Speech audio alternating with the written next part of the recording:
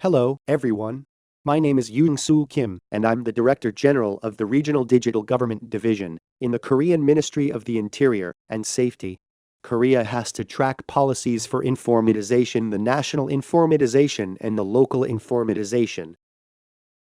I am looking after local informatization, or we also call it regional informatization, and I am happy to introduce to you here today the policies for local informatization in Korea. In this lecture, I'm going to introduce Korea's local informatization policies, which makes Korea's e-government very different from other countries. The most noticeable feature of Korea's local informatization is that the administrative structure is divided into the central government and local governments, but the information systems are organically interconnected between the central and local governments and also between different local governments. I'm going to briefly talk about that today.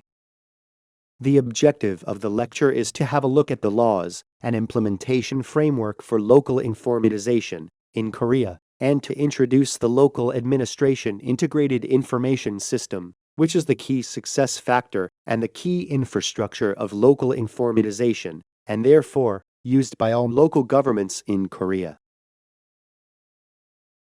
What I'm going to talk about today is first, the overview of Korea's local informatization. Second, how the local administration integrated information system is working, which is the most representative local information system in Korea. And then I'm going to show you an example on how we responded to COVID-19 last year. First, the overview of Korea's local informatization. This is the governance framework of Korea's local informatization. The managing body of local informatization in Korea is the Ministry of the Interior and Safety, and the ministry is working with its affiliate organization called the Korea Local Information Research and Development Institute, or KLID, to collaborate with each and every local governments throughout the country to work on local informatization. The Ministry of the Interior and Safety makes policies and helps develop and distribute standard information systems. KLID supports developing policies as well as building and operating the standard information systems. This is the legal basis for Korea's local informatization. In the Electronic Government Act, we have the legal ground specified for promoting local informatization projects and establishing KLID as an organization specializing in local informatization. I'd like to point out here that each individual local government does not build its own information system, but instead, the national government develops standard information systems that support the common administrative tasks carried out by all local governments and provides such systems for sharing. We can say this is our strength in governance that helps Korea's digital government to be considered as one of the world's most successful cases.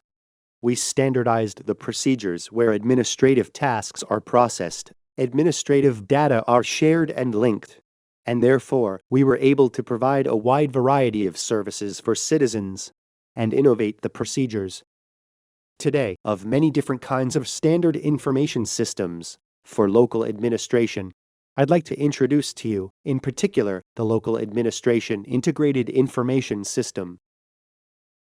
As I have just mentioned, the Local Administration Integrated Information System is a national standard information system that helps all local governments to handle common administrative tasks. For your information, the Korean government consists of the national and local governments. And for local governments, we have 17 metropolitan and provincial governments and 228 lower-level local governments.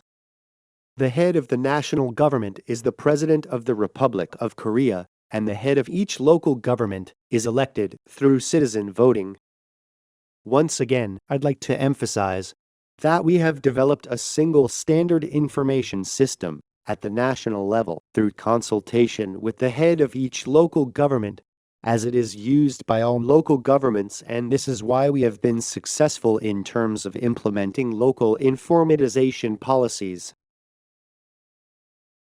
To build the local administration integrated information system, We went through BPR and ISP starting from 1998 and gradually completed developing the system until 2006. As of now, we are working on developing the next generation information system that has the latest features applied, such as cloud and big data. The local administration integrated information system consists of lower-level information systems that support a total of 44 tasks. That is, 22 common administrative tasks of the metropolitan and provincial governments, and another 22 common tasks of lower-level local governments. Up next, I'd like to introduce some of the services that are processed through the local administration integrated information system. First, the services for citizens. Other than the usual type of services where a citizen visits the local government office to request and receive a certificate, I'm going to introduce some of the services that are offered in different ways.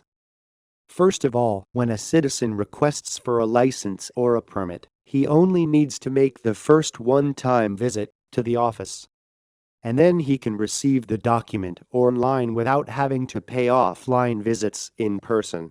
This is our online-to-offline service. Next, most of the requests from citizens are made via the internet through the online government portal called Gov24. These requests are then handled by relevant local governments based on the interconnected information systems. The number of online request cases handled this way last year alone reaches as many as more than 78 million. Also, because the service handling procedures in local governments have been standardized, we offer non-jurisdictional service, which means a citizen does not have to visit a particular local government office that issues certain types of certificates, but instead he can request and receive certificates at any local government office in the vicinity of his location. On top of that, we have installed more than 4,000 unmanned kiosks in government offices and subway stations throughout the country and maintain the service framework where citizens can get certificates and documents they need 24/7 without having to visit service desks. Next, the internal administrative processing. Around 300,000 local government officials in Korea are using the local administration integrated information system all day during work hours in the office for different types of administrative process. Next, the information linking among administrative and public institutions. The system is serving as the information distribution hub by linking more than 10,000 types of information, from 300 for institutions in total. Last but not least, the open government data. Largely, there are two different types of data being released. The first one is opening up data for living convenience. Each local government is releasing the data it owns, such as the location data on public restrooms, bicycle racks, and car washes, through the website. The second one is opening up data on local business, licenses, and permits. Local governments have released a total of 8 million cases that fall under the 190 types of license and permit data, including business establishment and closing, and these data are being used by private companies for developing new business models. So, that was it for the brief introduction of the local administration integrated information system. And lastly, as you are well aware, the coronavirus hit the entire world hard last year, and it has brought a lot of damage in human lives and economy, even until now. I'd like to introduce an example of how Korea tried to respond to this situation. Last year, the Korean government paid the emergency relief funds to all citizens as an attempt to revitalize the stagnant local economy that has been hit hard by the pandemic. We interconnected the information systems of administrative institutions and private businesses like credit card companies, and this way, we were able to make the application and payment procedures faster and more accurate. Citizens had two options to choose from: the offline service channel and the online service channel. The offline channel was for citizens who do not have credit cards.